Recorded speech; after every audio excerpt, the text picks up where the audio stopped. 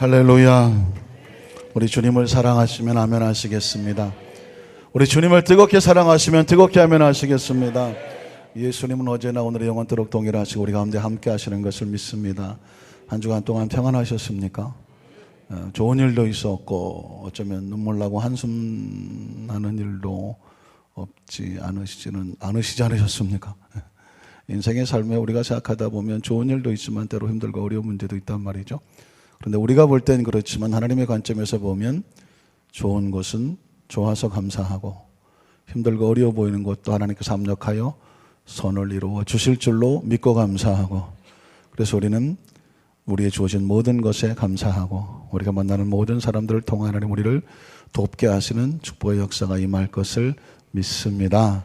잠깐 한번 기도할까요? 하나님 감사합니다. 어느덧 8월이 지나가고 9월달 성찬 예배로 하나님 앞에 예배드리게 되었습니다.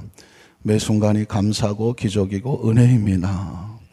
우리가 볼 때는 좋은 것만 감사할 것이 아니라 우리의 주어진 모든 상황 속에서 하나님께서 합력하여 선을 이룰 것을 우리 분명히 믿기에 8월달도 감사하고 9월달에도 감사할 일로 차고 넘치도록 채우실 것을 믿사오니 이 성찬 예배는 우리 모든 성도들 한 주간의 모든 있었던 일들을 주님 앞에 감사로 찬양하며 경배합니다. 그 감사의 고백에 또 감사할 것으로 채워 주시옵소서. 예수님 이름으로 간절히 축복하고 기도드리옵나이다. 아멘. 자, 혹시 한번 축복해 주십시오. 9월달은 당신에게 기적의 달이 됩니다. 축복의 달이 됩니다. 능력의 달이 됩니다. 은혜의 달이 됩니다. 감사의 달이 됩니다. 할렐루야. 기도하십시오. 9월달에 하나님께서 놀라운 역사로 채워주실 것을 믿습니다. 한번 따라 하실까요? 당신은 영적 전쟁에 승리하고 있습니까? 이런 제목으로 말씀 은혜를 나누기 원합니다. 사랑하는 성도 여러분, 지금 대한민국은 치열한 전쟁 중입니다. 이렇게 말씀을 드리면, 아니 목사님 6.25 전쟁이 끝난 지가 언제인데 대한민국이 전쟁 중이라고 말씀하십니까? 제 말은 틀린 말은 아니죠. 왜냐하면 대한민국은 지금 종전이 되지 않고 휴전 중이기 때문에 그렇죠. 우리가 말하는 38선이라고 부르는 것은 종전된 것이 아니라 휴전된 휴전선이라고 말하니까 전쟁이 잠시 쉬고 있는 것이지, 그래서 휴전선이라고 말하는 것이죠. 그 휴전선이 치워지면 다시 전쟁이 시작되기 때문에 대한민국은 지금 전쟁 중이다라고 말해도 틀리지 않습니다. 종전이 돼야 전쟁이 끝나는 것이죠. 여러분, 또 다른 관점에서 보면 총알이 날아다니고 폭탄이 터져지고 비행기 폭격이 있지 않아도 대한민국은 치열한 전쟁 중인 것을 누구도 부인할 수 없습니다. 왜 그럴까요? 북한은 지금 핵무기를 개발하지 않았습니까? 핵탄두를 실어서 저 미국까지 날려서 공격하겠다고 미사일을 계속해서 시험 발사를 하고, 최근에 보면은 러시아하고 합작을 해서 핵 잠수함까지 갖겠다고 하는 것이 신문에 보도된 것을 보았습니다. 우리나라는 어떻습니까? 이런 것에 대비하기 위해서 사드라고 하는 레이더망 설치하는 어떤 장비를 설치하려고 그랬더니 또 우리 지역에서는 안 된다. 오히려 그것 때문에 국론이 분열되고 백성들의 마음이 찢기고 아프고 있습니다. 중국은 또 어떻습니까? 이 사드를 절대로 하면 안 된다 하고 또 자기들의 이익을 또 생각하면서 압력을 넣고 있고 경제적으로 보복을 하고 있고, 또 미국과 일본 사이에서 우리나라는 사실은 정말 초긴장 사태에 있단 말이죠. 이런 상황 속에서 사실 조금만 삐끗하면 6.25는 아무것도 아니죠. 더 큰 상처와 아픔을 당할 수가 있길래 우리 장로님들이 대피 기도하실 때마다 항상 하시는 기도, 하나님 다시는 6.25와 같은 전쟁이 이 땅 위에 일어나지 않게 하여 주시옵소서. 저는 그 기도를 할 때마다 제가 눈물이 나는 것은 뭐냐면, 여러분 절대로 상투적인 기도가 아니란 말이죠.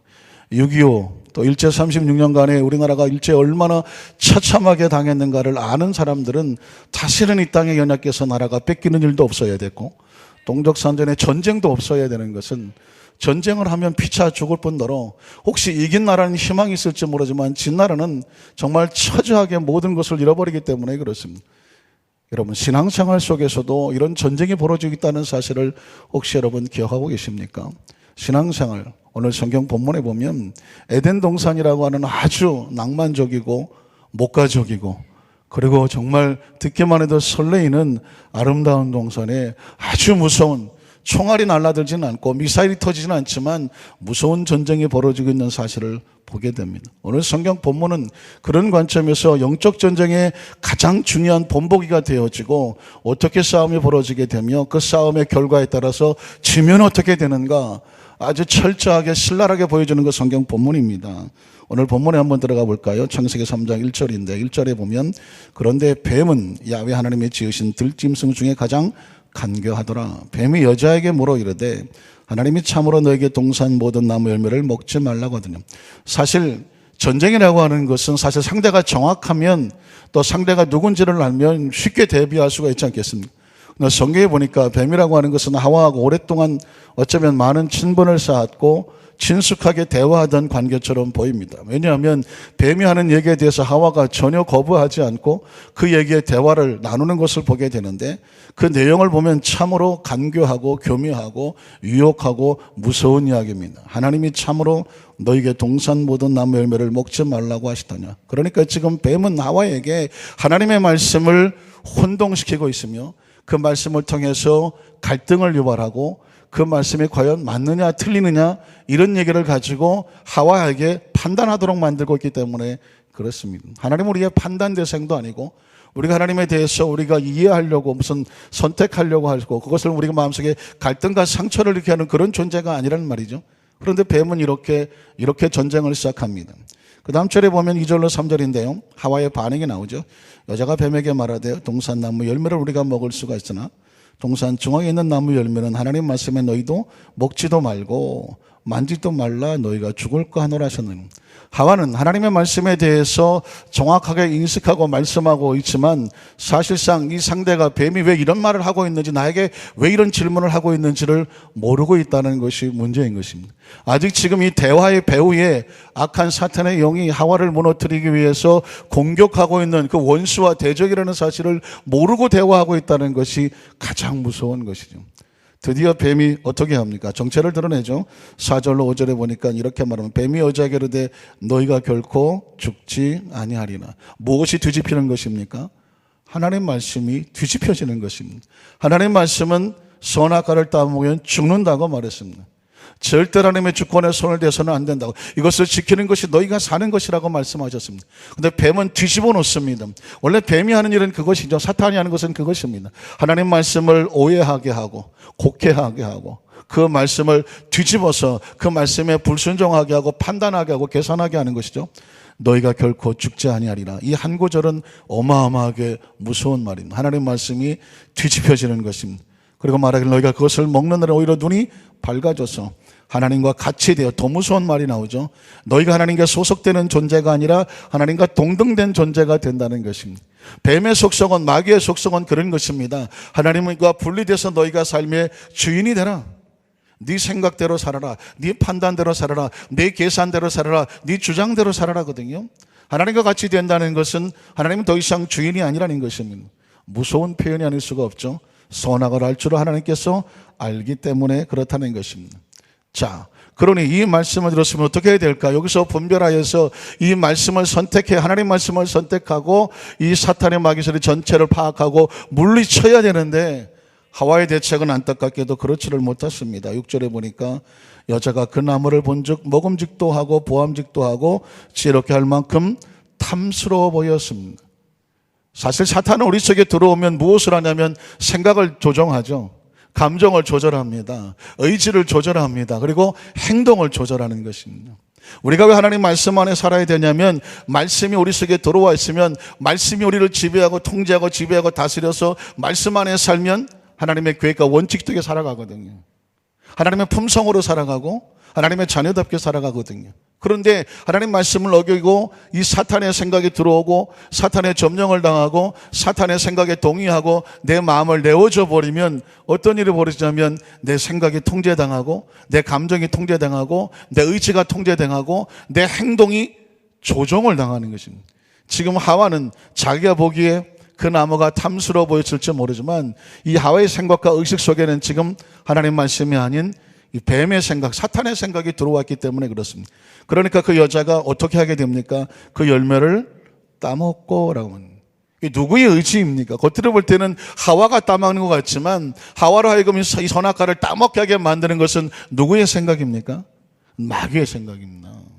사탄의 생각이죠. 이 잘못된 영의 생각이 들어오면 그가 하는 행동이 무슨 짓인지 모르고 저지르게 되는 것이죠. 자기와 함께 있는 남편에게도 주매 그도 먹었다라고 말씀하고 있습니다. 결국 7절로 8절에 보면 어떤 일이 벌어지게 됩니까? 그 말씀에 벗어나서 영적 전쟁에 마귀의 생각에 정복당하고 조종당하고 통제당하니까 그러면 결과는, 그 전쟁의 결과는 비참해질 수밖에 없는 것입니다. 이에 그들의 눈이 밝아져서 자기들이 벗은 줄을 알고 무화과 나무 잎을 엮고 치마로 삼았더라. 자신의 존재가 부끄러워지고 수치스러우시고, 죄라고 하는 것은 그것이죠. 양심의 가책이라는 것은 그런 것입니다. 죄를 짓고 내 안에 양심의 가책이 생기면 얼마나 수치스럽고 두렵고 숨고 자신을 감추고 싶은지 모릅니다. 그러니까 죄를 지으니까 양심의 가책을 갖게 되었다는 것이죠.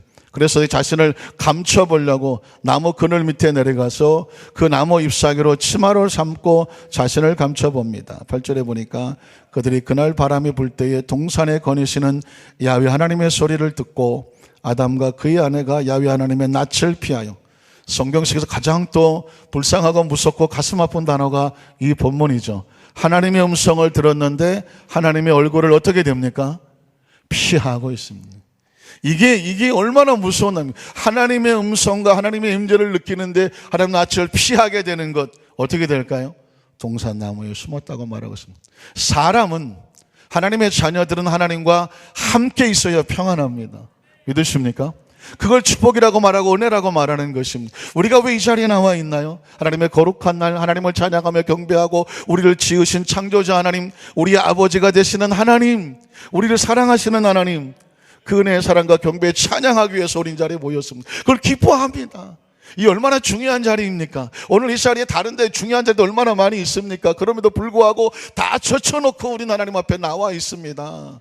그러나 어떤 사람은 하나님 앞에 나오고 싶어도 나오지를 못합니다. 왜 그럴까요? 그들의 양심이 부끄럽고 수치스럽고 하나님이 두려워서 숨어요. 세상적으로 다 숨어요. 나올 수가 없습니다. 그런 의미에서 본다고 하면 하나님께 나와 있는 이 자리가 얼마나 귀하고 감사한 자리입니까? 영적 전쟁에 승리한 사람이 하나님 앞에 나와 예배할 수 있습니다. 그래서 예배는 영적 전쟁의 승리자가 나오는 것이고, 예배에 참석하지 못해 연약한 영들에게 치면 세상 속으로 숨을 수밖에 없는 것을 보게 됩니다. 우리는 본문을 통해서 깨달아지는 몇 가지가 있는데, 첫 번째는 뭐냐면 우리를 철저하게 도적질하고 죽여 멸망시키려는 흑암의 세력인 마귀의 정체에 대해서 알아야 된다는 것입니다. 첫 번째로 마귀는 하나님 나라를 대적하게 하는 우리의 원수라는 사실입니다. 한번 따라 하실까요? 마귀는 하나님 나라를 대적하는 우리의 원수임을 알아야 합니다. 원수도 그냥 원수가 아니라 철천지 원수입니다. 성경에 보면 마귀의 정체를 드러내고 있는데, 이 마귀는 원래 하나님의 천사였었다는 것은 알고 계시죠? 천사장이었었는데 그가 교만하고 하나님과 동등되고 아니 더 높아자고자 하는 교만으로 인하여서 그는 하나님의 심판을 받은 존재입니다. 에스겔 28장 13절로 17절에 보면 내가 옛적에 하나님의 동산 에덴에 있어서, 자, 성경 예수께서 벌써 마귀의 정체를 드러내고 있죠. 하나님의 동산 에덴에 있어서 각종 보석, 곧 홍보석과 황보석과 금강석과 황옥과 홍만화와 창옥과 청보석과 남보석과 홍옥과 황금으로 단장해서, 얼마나 화려하게 하나님을 찬양하던 그런 존재였으니까 이 천사임에도 불구하고 얼마나 화려하게 단장을 했는지 모릅니다. 내가 지음을 받던 날에 너를 위하여 소고와 비파가 준비되었다. 그러니까 이 루시퍼, 이 천사장이었던 이 루시퍼는 하나님을 찬양하던 그런 찬양을 맡았던 그런 천사장이었었습니다. 너는 기름 부음을 받고 지키는 그룹이라고 하는 것은 영어로 그룹이 아니라 천사의 어떤 다른 단어, 천사의 종류 중에 하나가 바로 그룹이라고 하는 표현을 쓰는데 천사였다고 말하고 있습니다.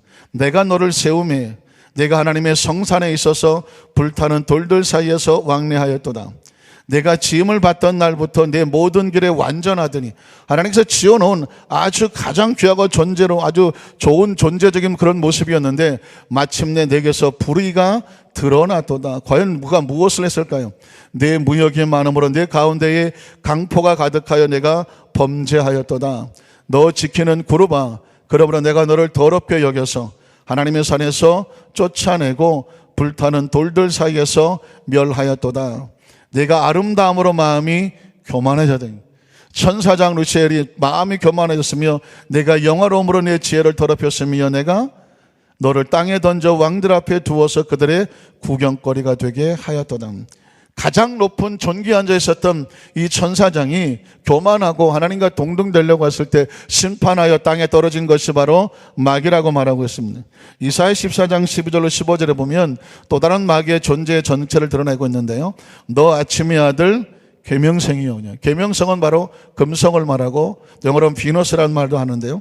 이 계명성은 바로 가장 빛나는 존재로 보여지지만 그 가장 빛나던 존재가 교만하고 불신앙해서 하나님 앞에 심판받아 떨어지는 것이죠. 어찌 그리 하늘에서 떨어졌으며 너 열국을 엎은 자여 어찌 그리 땅에 찍혔는고 내가 내 마음에 이르기를 내가 하늘에 올라 하나님의 뭇별 위에 내 자리를 높이리라. 내가 북극 지폐의 산 위에 앉으리라. 가장 높은 구름에 올라가 지극히 높으신 이와 어떻게 돼요? 같아지. 어디서 들어본 말 같지 않습니까? 오늘 마귀가 말하기를 내가 가장 높은 구름에 올라가서 지극히 높으신 이와 같아지겠다는 표현을 썼습니다. 그 뱀이 하와를 유혹할 때 뭐라고 말합니까? 선악과를 따먹으면 눈이 밝아져서 누구처럼 된다? 하나님처럼 된다는 거예요. 그러니까 마귀의 속성은 뭐냐면 하나님이 필요 없고 하나님과 동등되고 더 높아지겠다고 하는 교만을 품게 되는 것을 알게 되죠. 결국 어떻게 되었을까요? 그러나 이제 내가 수월, 지옥을 말하죠. 곧 구덩이 맨 밑에 떨어짐을 당하리로다. 그러니까 마귀라고 하는 존재는요, 가장 화려한 존재로 나타났지만 교만하고 불순종해서 하나님의 심판받은 그런 존재가 바로 마귀의 정체를 드러내고 있는 것입니다.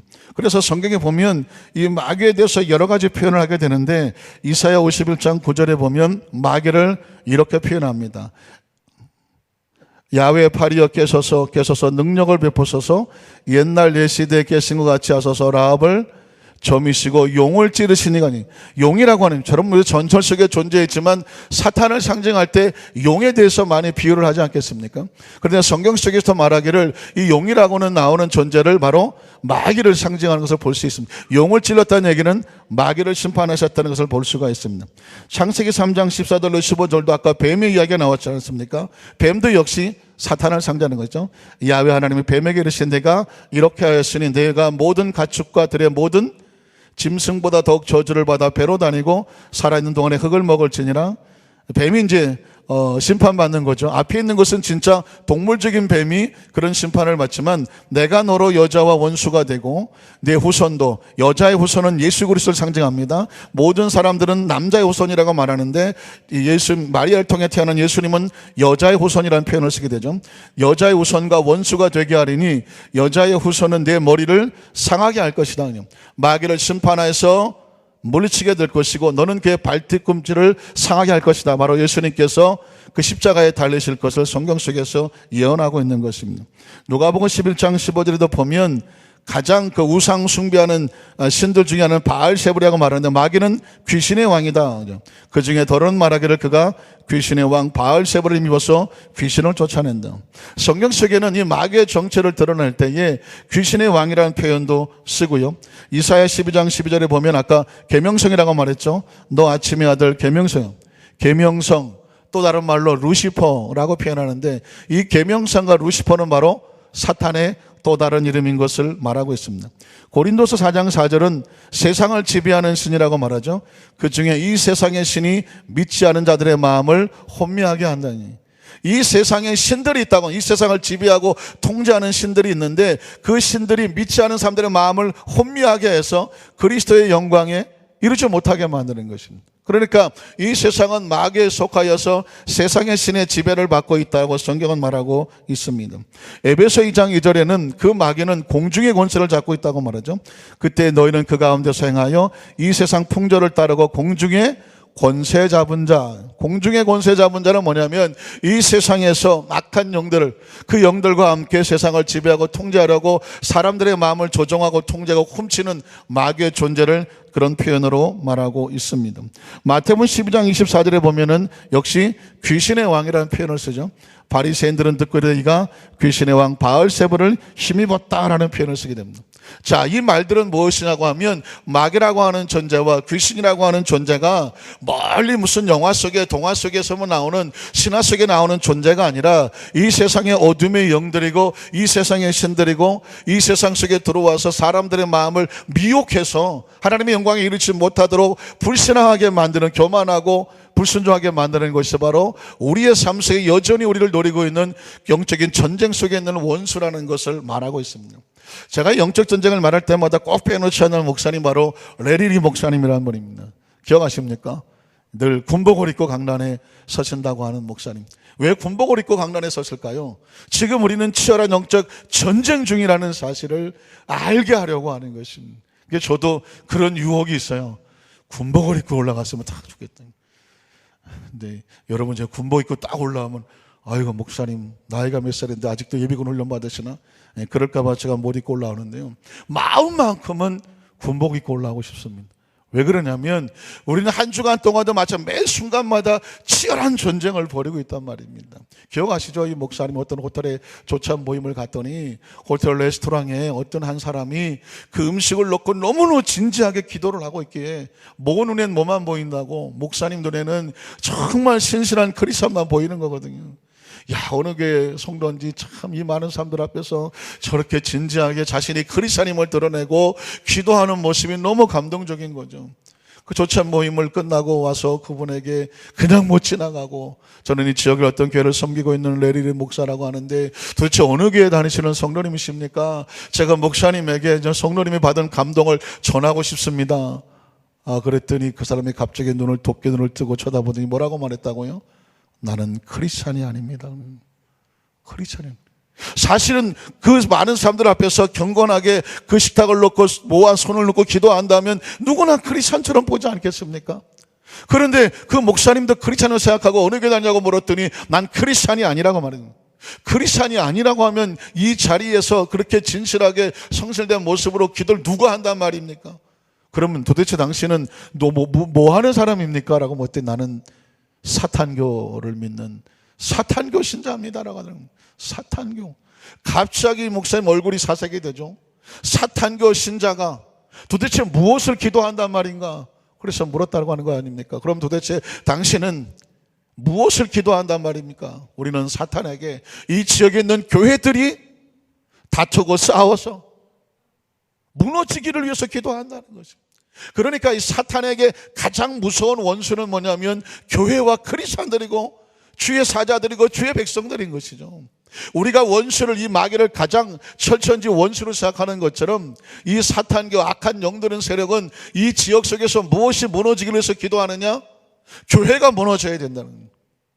교회가 문을 닫아야 되고 성도들이 힘을 잃고 그 유혹에 빠져 세상으로 다 불풀이 흩어져야 되고 주의 종들이 힘을 잃어버리고 기도를 잃어버리고 쓰러지기를 원하기 위해서 그들은 작정하고 철회하고 중보하고 기도한다는 거예요. 세상 정말 기가 막힐 일이 아닐 수 없습니다. 그때 깜짝 놀라는 것이 뭐냐면 우리 크리스천들은 과연 이 지역의 영적 전쟁을 위해서 따로 시간을 내서 우리가 기도합니까? 따로 금식하며 기도합니까? 내 문제 아니더라도 정말 이 지역의 이 안산 지역을 위해서 영적인 감에 저주의 소리가 떨어져 나가고 하나님의 거룩한 나라 확장하고 부흥성장하기 위해서 이 지역을 지켜달라고 그 절박하고 철실한 마음을 가지고 기도하느냐 말입니다.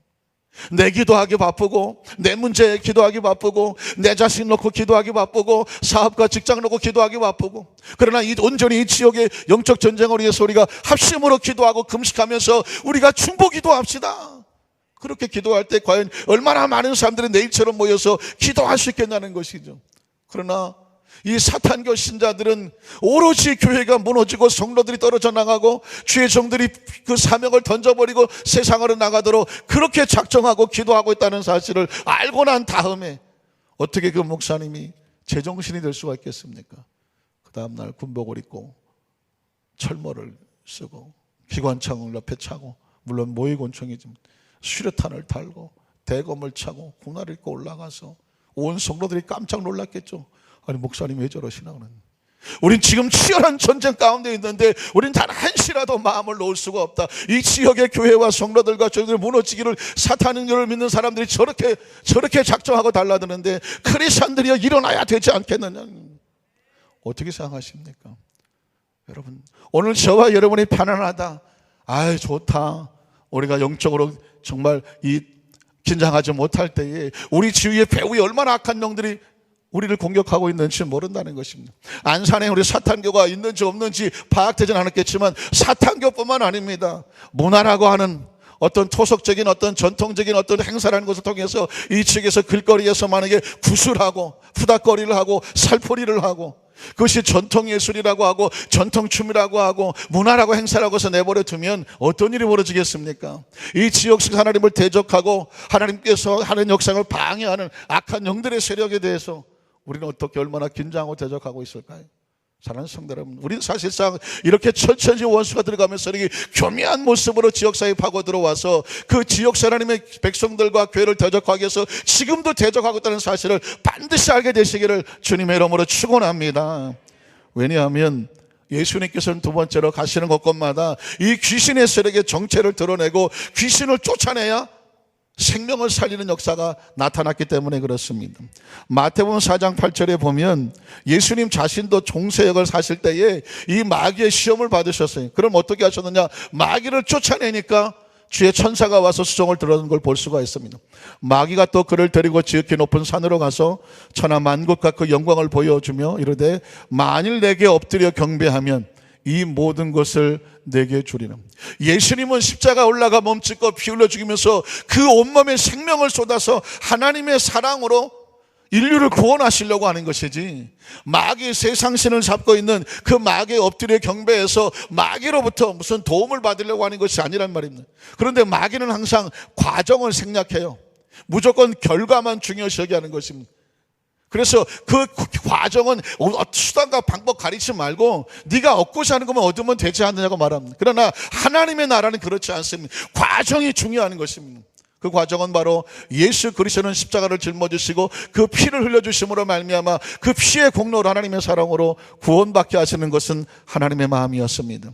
그래서 마귀는 내게 엎드려 경배하며 이 모든 것을 내게 주리라 라고 또 유혹을 합니다.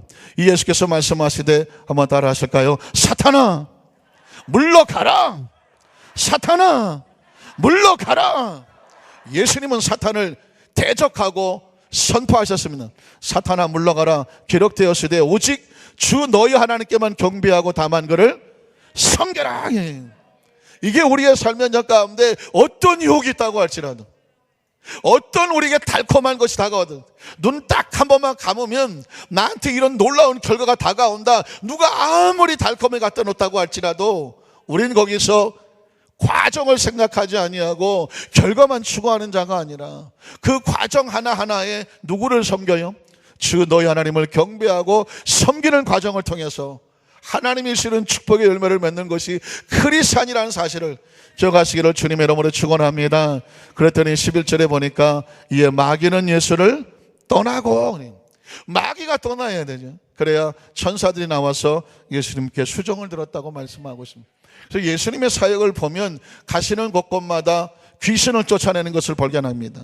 마태복음 4장 23절로 25절에 보면 예수께서 온 갈릴리에 두루 다니사 그들의 회당에서 가르치시며 천국 복음을 전파하시며 백성 중에 모든 병과 모든 약한 것을 고치시니 그의 소문이 온 수리아에 퍼진지라 사람들이 모든 앓는 자 곧 각종 병에 걸려서 고통당하는 자 빠짐없이 나온 자가 뭐예요?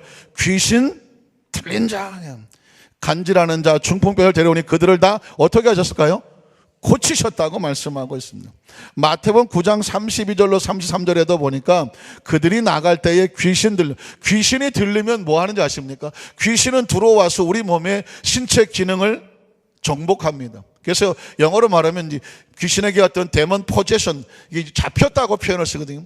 아까 하와가 마귀에게 속아서 생각이 잡혀지게 되니까 자기의 의사와 상관없는 행동을 하는 것처럼 데몬 포저스는 악한 영이 잡아서 붙잡으면 어떤 신체 기능에 마비가 오거나 때로는 어떤 생각이 마비가 와서 귀신이 시킨다라는 것이죠.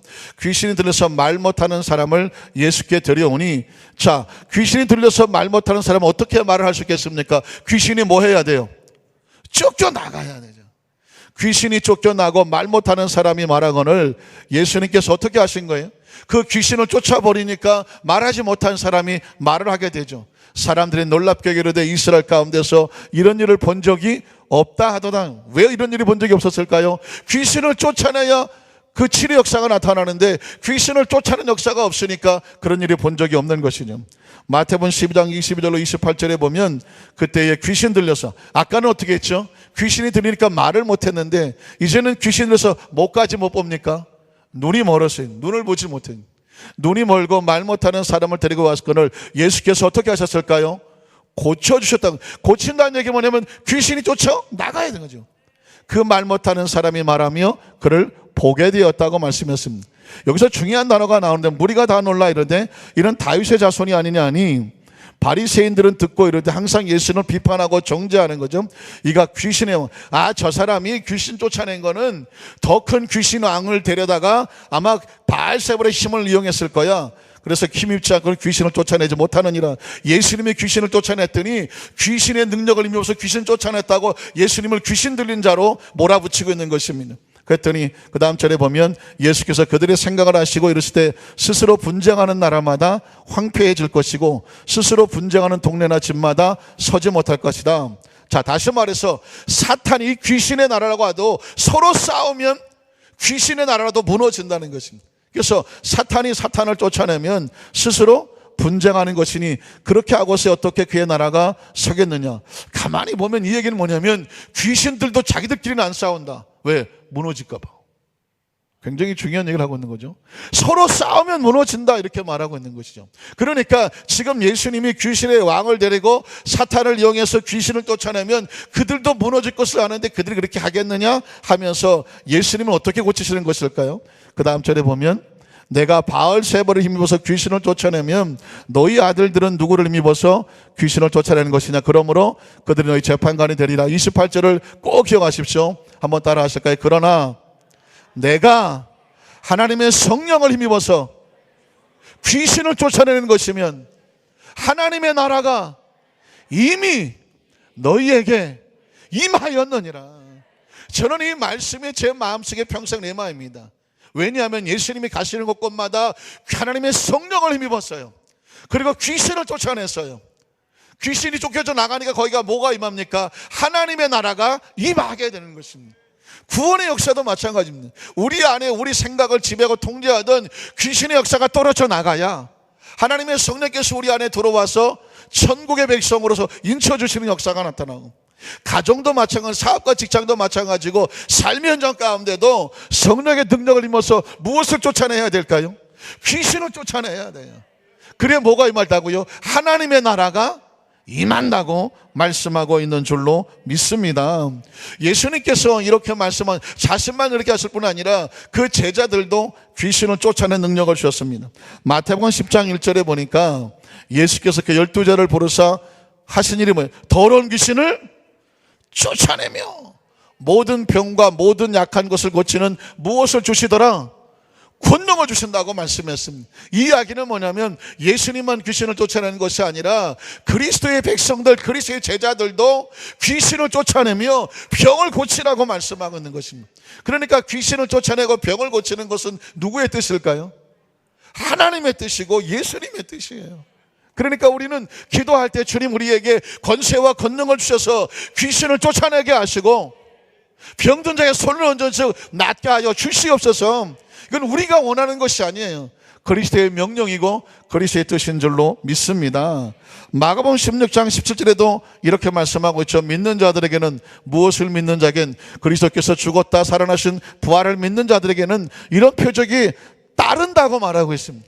그러니까 이 표적은 우리가 달라고 하는 것이 아니라 표적이 따라오게 되어 있는데 곧 그들이 어떻게 합니까? 내 이름으로 귀신을 쫓아내며 세방안을 말하며 병든 자에게 손을 던져 날이라고 말하고 있죠.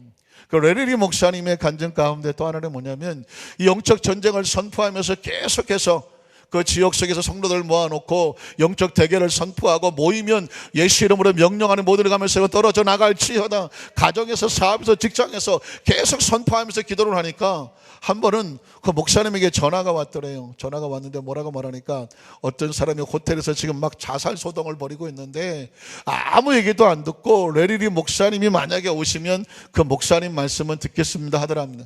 할 수 없이 목사님 가셔서 그 자살하고 한 사람을 좀 상담을 해주시고 그 사람을 좀 살려와야 되겠습니다. 그래서 이 목사님은 정말 자기에게 좀 은혜를 받고 그래서 그러는가 보다 해서 열리를 제쳐놓고 호텔을 찾아갔습니다.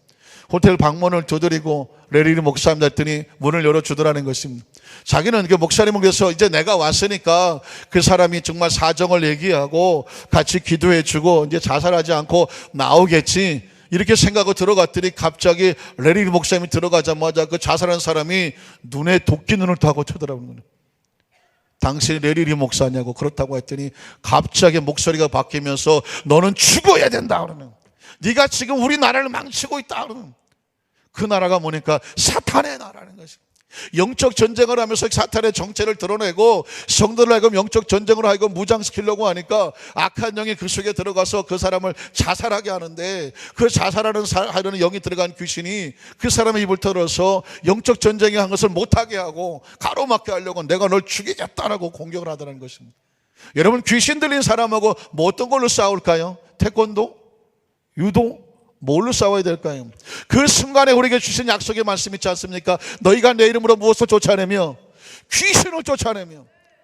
그 목사님께서 그 사람을 바라보고 눈을 정면으로 바라보고 나사렛 예수 이름으로 명령하노니 이 악한 영은 그 속에서 떠나갈지어다. 강력하게 예수 이름을 선포하니까 갑자기 막 칼을 들고 덜매드는 사람이 불쏘하고 주저들더라는 것입니다. 계속해서 예수 이름을 축사하고 나니까 그 사람이 갑자기 숨을 쉬면서 눈을 뜨는 거 보니까 그 속에서 흑암에서 떨어져 나가니까 그 자살하던 생각도 떨어져 나가고 그 사람이 회복되고 치유되는 역사가 나타난 줄로 믿습니다. 여러분, 예수 이름의 권세와 능력이 우리에게 이토록 중요한 것은 바로 주님께서 주신 명령이고 무기인 줄로 믿습니다. 그렇다고 한다면 과연 세 번째로 크리스찬들은 매일매일 삶 속에서 어떻게 영적인 무장을 하며 살아갈 수가 있을까요? 성경에 보면 마가복음 9장 25절 29절에 보니까 기도 외에 이 영적 전쟁에 가장 강력한 무기가 될 게 없다라고 말씀합니다. 예수께서 무리가 달려와 모이는 것을 보시고 그 더러운 귀신을 꾸짖어 이르시되 말 못하고 못 듣는 귀신. 어쨌든 귀신이 들어오면 언어를 잡고 청력을 잡고 시력을 잡고 신체를 잡고 정상적인 기능을 못하게 하는데 말 못하고 못 듣는 귀신아, 귀신이 나가야 되거든요. 내가 내게 명하노니 그 아이에게서 나오고 다시 들어가지 말라 하시매 귀신이 소리 지르며 아이를 심히 경련을 일으키게 하고 나가니 그 아이가 죽은 것 같이 되어 많은 사람이 말하기를 죽었다 하나 예수께서 그 손을 잡아 일으키시니 이에 일어서니라. 집에 들어가시며 제자들이 조용히 묻자오되, 참 재밌는 표현이죠. 아주 조용히, 남이 들을까 봐 조용히 물었습니다. 주님, 우리는 어떻게 하여 능히 그 귀신을 쫓아내지 못하였나이까? 왜 조용히 말했을까요? 남이 들을까 봐. 제자들이 자기는 못 고쳤어, 못 쫓아냈어. 그래서 아주 힘없이 맥없이 우리는 어떻게 해서 그 귀신들을 쫓아내지를 못했습니까? 그때 뭐라고 말했을까요? 예수님께서 한번 따라 하실 이르시되 기도 외에 다른 것으로는 이런 종류가 나갈 수 없느니라. 그러니까 이 귀신을 쫓아내는 것은 이 더러운 귀신을 우리의 대적 원수의 힘을 알고 강력한 예수 이름의 권세와 능력을 믿고 믿음으로 선포해야 되는 거예요. 그래서 귀신이 떨어져 나가는 것입니다. 제가 많은 축사를 해보면 그 귀신들이 뭐라고 많이 아십니까? 이미 대적을 해요. 네가 나를 쫓아낸다고? 어림도 없어. 일단 육신적으로 공격을 합니다. 그럼 어떻게 합니까? 아이고 그래 나 무서워. 그럴 게 아니에요. 그래 나는 너를 쫓아낼 능력이 없다. 그러나 나에게는 예수 그리스도의 이름이 있다. 예수 이름으로 명령하는 약한 귀신아 떠나갈지어다. 예수 이름의 권세가 선포되고 예수 이름의 보혈이 선포가 되고 찬양이 선포되면 그 귀신들은 바로 제압이 돼요. 그리고 제발 좀 떠나지 말게 해달라 울고불고 사정을 합니다. 그리고 계속해서 축사를 해야 돼요. 또 나중에는 막 물을 달라고 그러면서 시간을 끕니다. 그때는 계속 밀어붙여야 돼요. 그래서 계속해서 귀신을 물리치고 떠나가고 그 사람 속에서 정상적인 반응이 나올 때까지 귀신이 나가야 온전한 치유가 임하게 되어 있는 줄로 믿습니다. 성경을 해서 또한 기도뿐만 아니라 영적인 무장을 해서 깨어서 기도하라고 말하는데 베드로전서 5장 8절로 9절에 보면 이렇게 말씀하죠. 베드로전서 5장 8절 근신하라 깨어라 너희 대적 마귀가 우는 사자같이 두루다니며 삼킬 자를 어떻게 해요? 찾는다. 지금 우리의 삶은 이 땅의 삶은 삶 자체가 전쟁이죠.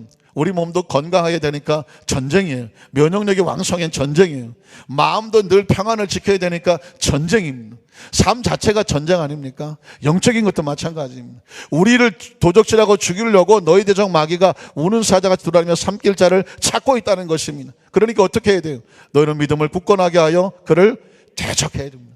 마귀를 대적해야 되는 거예요. 이런 세상에 있는 너희 형제들도 동일한 고난을 당한 줄을 알미라고 말하겠습니다. 온전하고 겸손한 신앙생활을 통해서 우리는 영적 무장을 할 수가 있는데요.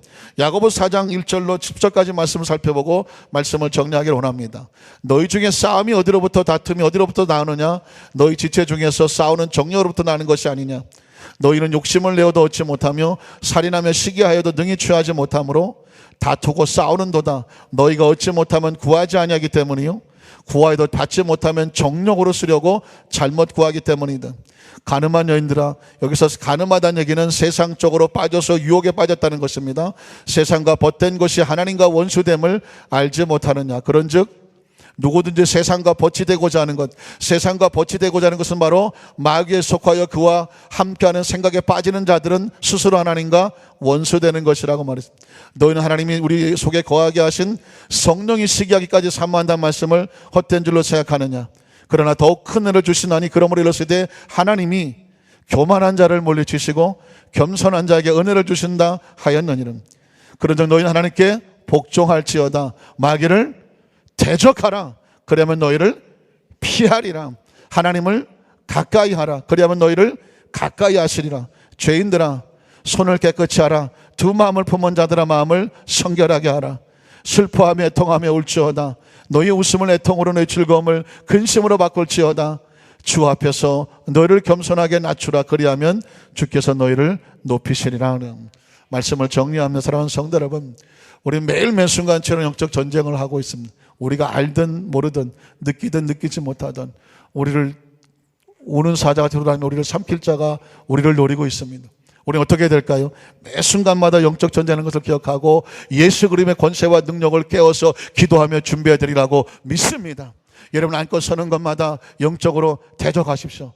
가정에, 사업에, 직장에 염려와 근심과 불안과 초조와 여러 가지 많은 악한 생각과 유혹이 들어올 때마다 그 생각에 머뭇거리고 하와처럼 속아서 마음을 뺏기고 행동을 뺏기고 마귀가 시키는 대로 절망하고 좌절하고 미워하고 슬퍼하고 싸우고 다투는 것은 하나님의 역사가 아닙니다. 그 가운데 기쁨과 기도와 감사를 가지고 하나님께서 원하시는 말씀에 겸손히 순종하여서 예수 이름으로 승리하신 우리 성령 되시기를 주님의 이름으로 축원합니다.